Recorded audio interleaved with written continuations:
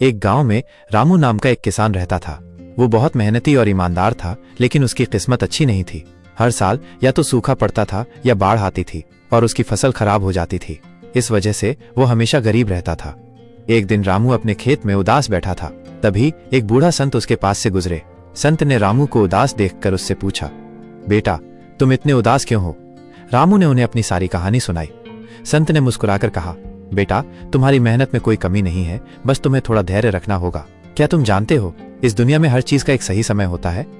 ये कहकर संत ने रामू को एक बीज दिया और बोले, ये एक विशेष बांस का बीज है। इसे बोओ और हर दिन इसमें पानी डालो, लेकिन याद रखना, ये बहुत धीरे धीरे बढ़ता है। रामू ने संत की बात मान ली और बीज बो दिया। वो हर दिन उसमें पानी डालता रहा। पहला साल बीत गया, कुछ नहीं हुआ। दूसरा साल भी बीत गया, फिर भी कोई अंकुर नहीं निकला। रामू के पड़ोसी उसका मजाक उड़ाने लगे, अरे रामू, तुम क्या कर रहे हो? वो बीज बेकार है। रामू को भी कभी कभी लगता कि वो अपना समय बर्बाद कर रहा है, लेकिन उसे संत की बात याद थी, धैर्य रखो।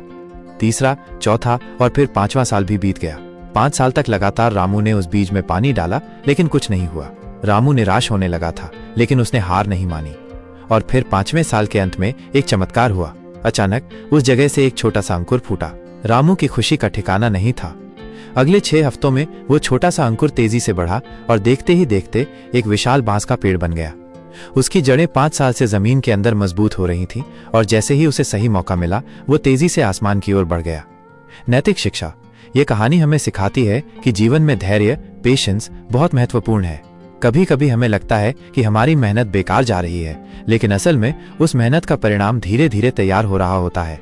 सही समय आने पर वो परिणाम उतनी ही तेजी से सामने आता है जितना वो बांस का पेड़ बढ़ा था।